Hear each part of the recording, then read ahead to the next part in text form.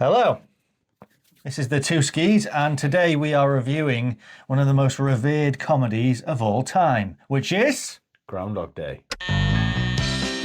It's Groundhog Day! Groundhog time. 1,000 people freezing their butts off waiting to worship a rat. Weatherman Phil Connors is spending the day in Punxsutawney, Pennsylvania. He's stuck It's Groundhog Day! in Groundhog Day. I'm reliving the same day over and over. Groundhog Day! Life has a funny way of repeating itself. one of the most revered comedies of all time, which is... Haven't we just done this bit? Groundhog Day! Life has a funny way of repeating itself. Yeah. Good joke, that, wasn't it? Yeah, I mean, if they've never seen Groundhog Day, Well, they that'll won't mean get the joke. they just think we left in the wrong take. They think we're unprofessional. Yeah. Yeah, sure. Anyway, but yeah. So Groundhog Day. Yep. We'll do what we usually do. We'll give it a mark out of 10. Have you seen it recently, or have you not? Or... It's one of those films I've probably seen 30 times in my life, so... I've not seen it recently, but No. I know every line from it pretty much. Yeah, I've seen it a lot of times. I suppose a lot of people have seen it. It was a very famous film. But all right, so we'll do on the count of 3 and we'll give our rating. Yep. Okay, 1, 2, 3, 9. Yes! Yeah, that's high praise indeed from us for a 9. It's a well-loved film anyway. IMDb got... Wait, let me guess. IMDb, I'd say 8.1. 8, but very close. Yeah, pretty good. So that's very Wait, good. then box office, I'd say Yeah, what was the box office? 45. Way more, 105 million. Wow, I thought it'd be one of those ones that picked up over VHS and, Yeah. not DVD, but... But yeah, it was one of the highest grossing films of 1993. Wow. So, and on Rotten Tomatoes, Wait, yeah. What about critics? critics, 92. 94, And audience, 95. 88. What? Yeah, I know. Well, maybe it's dropped a little bit, and that's probably one of those weird things. You ever noticed that on IMDb how they, like, over time they change? It's like when we watched Christmas Vacation, that used to be like 5.5 on IMDb, but because it's become like a Christmas classic, it's like 7.2 or something. I know, and it'll keep going up. Yeah, Which it deserves to. exactly. It's like our podcasts. The Yeah. quality just keeps getting better and better. And No like, views, but then over time, people realise, oh, there's something here. Might as well watch it. yeah, so a little synopsis of the film. So it's like Bill Murray's a weatherman, and he's like a really curmudgeonly like guy, and he's in like a little town called Punxsutawney. And then one day he can't wait to get out of the town. The next day he wakes up, and it's just the same day, and then he keeps living the same day again and again. Well, when do you reckon was the first time you saw it? It wouldn't have been long after it came out. It can't have been. Because if it came out, 93? So we would have been about 9 and 11 years old. We would have probably seen it, but yeah, probably when it came out. And that was probably, Bill Murray, was he even as popular as he was? Because say Ghostbusters, that was 80s. Yeah. So that kind of was a renaissance for him, wasn't it? Yeah, because the other films that he had, we think that they're good films, but what about Bob and things like that? And not massive. yeah, office. nobody would really like ever mention them, but like these. Yeah, what days. did he even do in the 90s that you can even think of? So that was Scrooged. Yeah, that was probably on the back of that. That's probably a good run that he did. Yeah, there. that's actually Ghostbusters true, 2, 1989 or whatever, and then Scrooge. Well, he wasn't like the first choice to be in it. They wanted Tom Hanks to be the first choice, but they thought it was Harold Ramis said he's just too much of a nice guy, and obviously he knew Bill Murray, and he knew that he could be an annoying guy. I wonder what it would be that's like. why he got Tonally, it would have been a completely different film. It would have been more of a rom-com than a com. It would have. And they also were thinking about Chevy Chase and Michael Keaton was another one who was. They would have both been Michael all right. Keaton's says one of his biggest regrets is that he didn't get that role. But then again, he got Batman. I'm Batman. So he got Yeah, he got Beetlejuice. he got his- Birdman. Yeah, yeah. Birdman, yeah. Bird shit, I call it. He got Birdman. So he got his full choice or whatever of the different roles and things like that.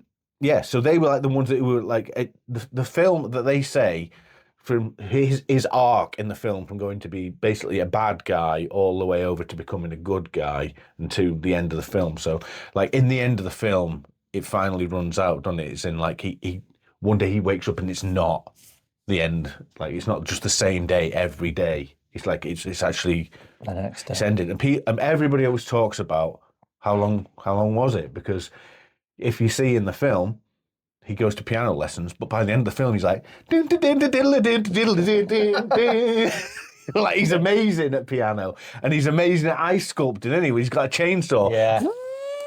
And what's that? You're speaking about like the ice part because it's like a bit of a holiday movie, Christmas movie. But there's a part in it that he loves. Like I don't think it's the funniest thing ever. It's always one of those weird kind of lines to me, but he loves it. Tell him what line it is, what part. There's a bit where these kids are throwing snowballs at him, and then he kind of ad libs the first time, something like, "Ah, you kids, oh yeah," and then it's kind of like endearing to his partner. Hey, kids, come on! I wish these were my own kids hitting me like this. Who he's trying to woo, but then as the days goes on, he's trying to woo her even more. So then it gets more rehearsed. So he's like, "Oh, you kids, oh!" Ow! Are any of you up for adoption? And it really highlights his exasperated, being desperate nature at that point. Yeah, because I always used to think that the strange thing about the film is, of course, when he keeps on living, he goes through an arc, but the arc at the start is he hates living the same day, so he remains the same. He's just like a very mean-spirited guy. Hey, Phil Connors, man. And then he just keeps trying to kill himself. I have been stabbed, shot, poisoned, frozen, hung, electrocuted. Like, so it's just like, but It's dark, isn't it? Yeah, it's dark. And I used to think, well, all right, yeah, you're killing yourself, but you've still got to have the pain of the actual moment.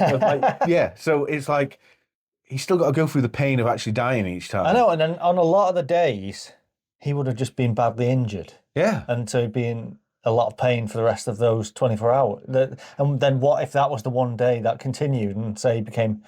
We're just overthinking it way too much. Like, it's just a film. But he loves that part. There's a part like we've said before in like the reviews, and we've said it on the podcast and things like that, is that we always find humor in the weirdest of parts. Like we don't really go for that's the obvious part. We go for like a lot of people would say they would laugh at the joke, which I'm sure is in the trailer, where he says, when she says I studied French poetry or whatever, and he's like. What a waste of time. I mean, for someone else, that would be an incredible waste of time. And then he obviously lives the day again. Then she's like, I studied French poetry, and he's like, Je l'aime. La fille qui j'aimerais sera comme mon frère. Like, it's funny. But it's not as funny as the one we like is, what was the one we like that we always go on about? when he's saying, "I'd like to say a prayer and drink the world peace," and then under his breath, he's just like, and we always laugh at that. I mean, most people probably would just that would just pass them by that moment. But that's one of our funniest things. We also love Ned Ryerson in it. Like Bing, one of the best character actors of all time. Yeah, he is. And every time I think of him, I just end up thinking of Memento. Yeah, him and Memento. Yeah, different character completely. Yeah, and he had that thing where he told that story about Steven Seagal. He says, well, Steven Seagal has had a spiritual sort of crisis. He decided that he doesn't want to kill people anymore in movies. I just think it had conflicting results. Like, have you ever seen that story? Yeah, like how bad Steven Seagal was on set. It's a good film because it's got the funniness, but it's also got the sentimental stuff, but it's not over the top sentimental. It's not over the top romantic. You know, like the sentimental with the old man. Come on, breathe, Pop, breathe, Pop. And there's that old man who's... Oh, yeah. And I must admit, like, so many times where he does a thing where I'm sure we've done this, you're walking down the street and he sees a homeless person, he goes past him, he's like this. pretending that he's not got his wallet, right? And then, but as the film goes on, he notices, because he notices the old man dies, so he tries to save his life, and as it goes on, he keeps on trying to save the guy's life, and it just shows his change over that period of time. They said if they had to put an estimate on it, well, everybody has a different time frame, but because they were like, oh, well, most of the people would say it was around 10 years it would take him to get that good at piano if he had lessons every day like he obviously was doing.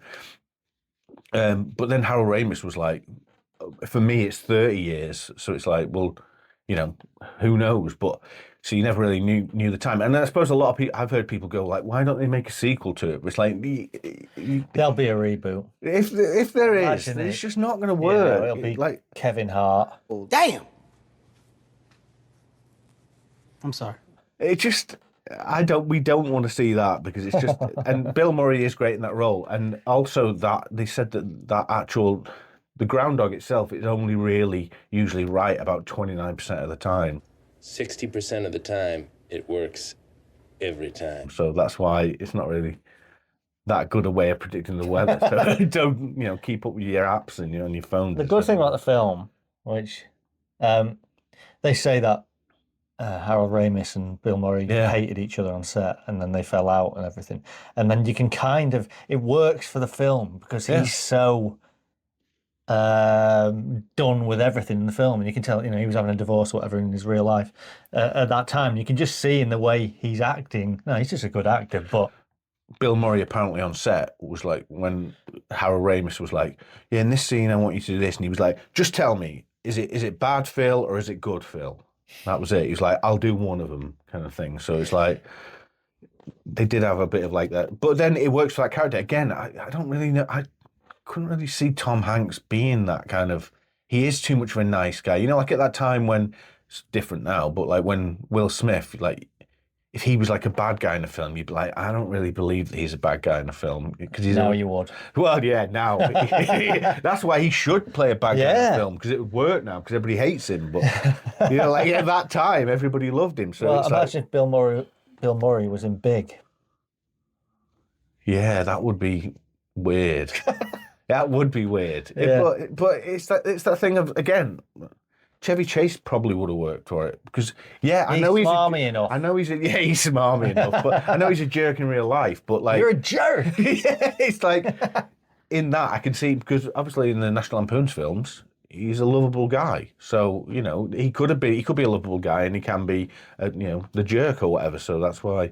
That probably would have worked. Well, Steve Martin. Yes, the jerk, Steve Martin. Steve Martin, yeah. He would have been good in it. He would have been good in it. But I think there'll be a lot of people that haven't seen it. We're of that generation where whereas if you say to us, oh, did you see this comedy from the 70s? Well, maybe we would have, Stir Crazy. But there's certain ones. How many have we seen from the 60s? Probably none. Except Bond films. Yeah, how many comedies have you seen from the 60s? Yeah. None, probably. And that is coming to the generations but below us. That it's not like, why would they search out Groundhog Day unless their parents told them this is a good film, you should watch it? Yeah, that is true. I mean, that's the thing. If you've never seen it, put in the comments if you've never seen it before. And this is like, because for us, we were just thinking, well, even when we're thinking about films that we're going to review, we like to sometimes go out on an edge and go for a film that maybe you've never heard of.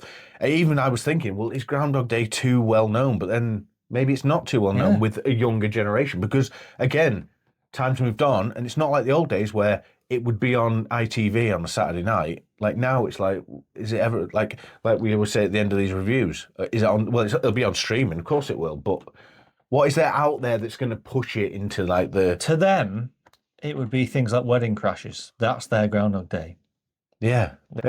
But yeah, I mean, so overall, what did you think of the film? What would you recommend it to people? Yeah, and then it's one of those films where we always say it when we're watching a film, we both know it's funny. We look at each other all the time and the big laughs.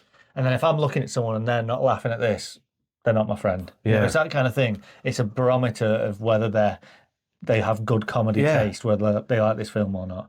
Yeah, this is the kind of film where we would be in the situation where if the person wasn't laughing, we'd be staring at them like, get out. What are you doing in our house? Yeah. Probably call the police or something. I don't know. But yeah, so we think of it very highly. But What do you think? Yeah. Drop it in the comments, and don't forget to like and subscribe. Please, Stop begging. please do it. Please. We're nearly at 150. We're getting there. nearly at 150 subscribers. So thanks for all the support. One day we can look back and say, remember on 150 and now we're on 140. Yeah, like we said in the other episode. Yeah. But yeah, again, thanks for the support, and we'll catch you next time. See ya. Later.